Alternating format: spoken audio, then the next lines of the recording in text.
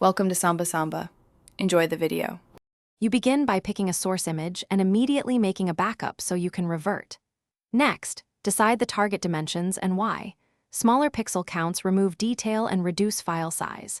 Open your editor or ImageMagick CLI, downscale to the chosen px or %, and set DPI to 72 for screen use. Once done, convert to sRGB if needed and change canvas size. These first steps remove data quickly, and they set the stage for heavier quality loss. You now attack the image information. Reduce color depth to 8-bit or an index 256 color palette because fewer colors force banding and blockiness. Apply posterize or desaturate to collapse gradients and remove subtle tones. This is why images look flat afterward.